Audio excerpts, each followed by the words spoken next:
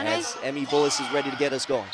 I think you're right with there being more pressure on Sully Davis in this fifth set. Claire Little Chambers' third highest kills on the count today, 14, and so to have that out is really unfortunate for BYU. Big service ace from Bullis to start this fifth.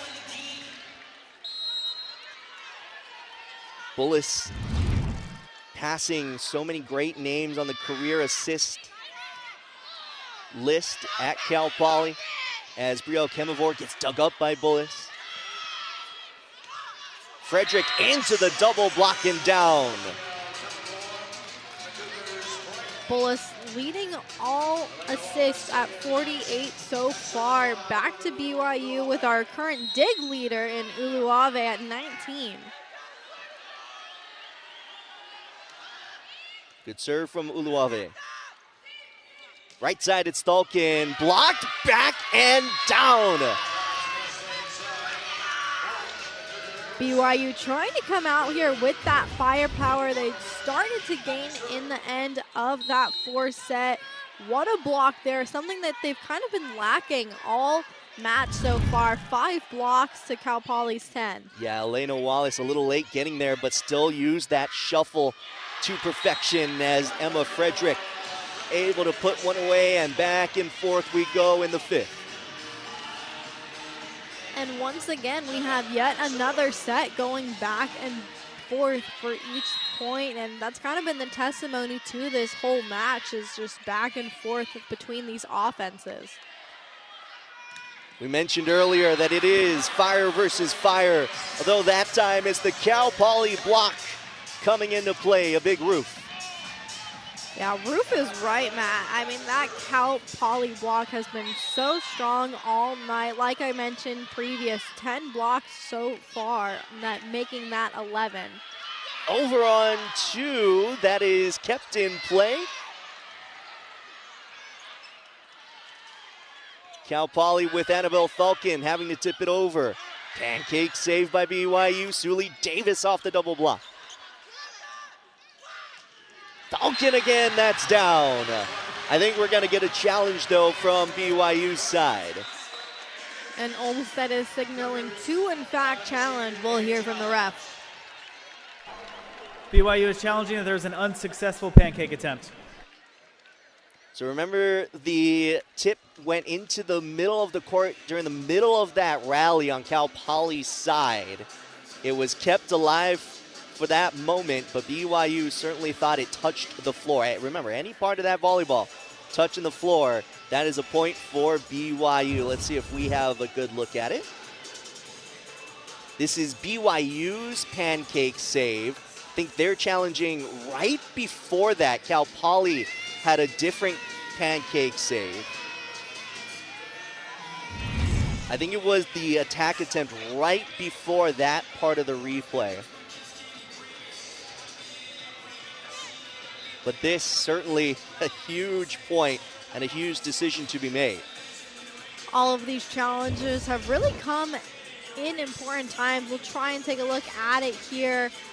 Hard to be able to tell in that angle. We'll leave it up to the ref to decide, and it seems he has his decision. After review, the call is reversed. The ball was down. BYU retains their challenge. So ball down, call reverse, point reverse, and a big one for BYU. Instead of a 2-point lead for Cal Poly, we are tied at 3. And this is the type of momentum stopper you want if you're BYU. Cal Poly was on an almost 3-0 scoring run with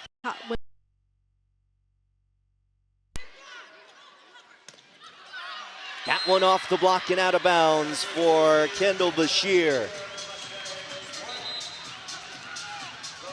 Bashir once again coming in when it counts most. She's almost at double digits in the kill section. 12 digs so far, hitting 356.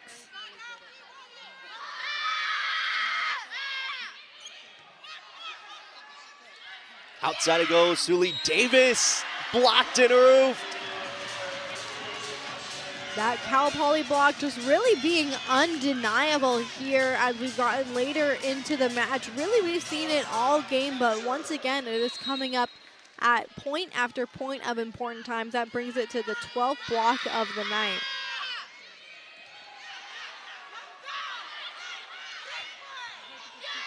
That's down. And the right side tip from Sophia Callahan works for BYU. Callahan, someone who's been a little hot and cold tonight. 10 kills so far on 22 total attacks.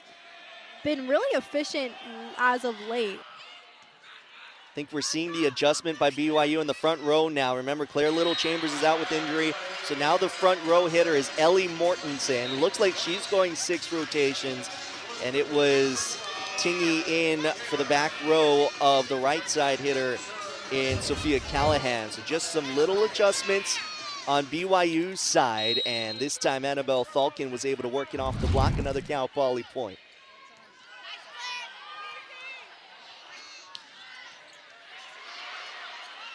Claire Little Chambers, while I was speaking about that, re-entered the game. And it doesn't matter to Cal Poly for now. That one's worked off the block and out. Always good to see a player who has gone down like that be able to re-enter with hopeful, not as much pain as she had when she went down. Obviously medically cleared to play. Oh, a foot fault on the serve. Don't see that too often this late in the season, but it does happen as BYU with a big side out, a break caught, and Hannah Billiter will go back to serve. Yeah, definitely not something you see this late in the season or in NCAA play as well. Not something that either of these teams want to be doing. How about a service ace? That is what BYU wants to be doing. And Hannah Billiter. We'll take another look at that windup and being able to get that ace. Cal Poly not able to receive the ball there. Ace number 4 in the match for BYU as that one is down over on 2. Picking her spot, Emmy Bullis. Cal Poly hits 8 first in this 1st to 15. We switch sides. And really, both these teams have been fighting so hard for each and every point. It's something that we've talked about all night, but it's something we've seen to be so true. Each and every point just really being able to be played out, and we've seen both teams be able to thrive in those longer rallies as well. The Mustang Band in attendance, making their noise with their instruments as Cal Poly goes into this side switch, up by 2 to be had in this matchup, and BYU's trying to fight through them all. Doesn't matter to Kendall Bashir, the dynamic server with a service ace. I mean, not a lot of people are able to get a service ace on Sully Davis like that, and Bashir is just so hyped after the fact. We saw that celebration with her team, and she is just so excited to be able to get a point for her squad. 9 service aces over the last 4 matches coming into this one, and now with the service ace in that previous rally, BYU kind of thought there might have been a touch off that Cal Poly block, but no challenge, and the Mustangs extend their lead to 5.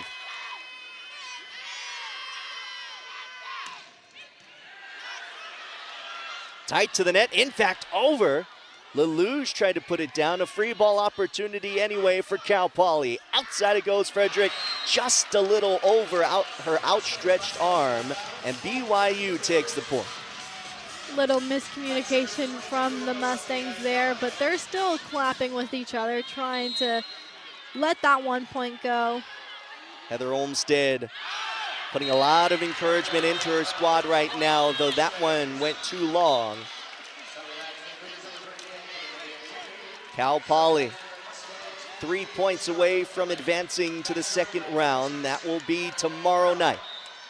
And servers have plagued both teams all night. 15 for Cal Poly against BYU's 10, but hasn't been enough to slow down that Cal Poly offense. Who is in their 38th NCAA tournament appearance.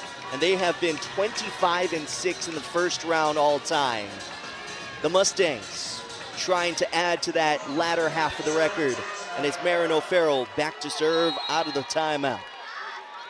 And the big difference changer in this fifth set has been the attacking percentage. 400 for Cal Poly, and BYU's in negative numbers right now. That will help it a little bit. Brielle Kemavor with a much-needed kill.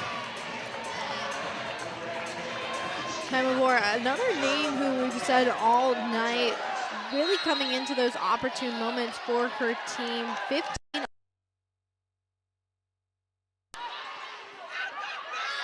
Frederick off the block, kept alive, over the net, blocked back. Free ball opportunity for the Cougars. Kemavor misses wide. And we just heard Falcon screaming, "Let's go," as she went to go in at the front of the net. So Falcon re-enters in the front row. That means it's Emmy Bullis back to serve for Cal Poly, who's been as consistent of a server for them throughout this match. Sully Davis off the block and out of bounds. That's what BYU needed. And we've seen BYU put up a good fight in situations like this when they are down, so don't count them out quite yet.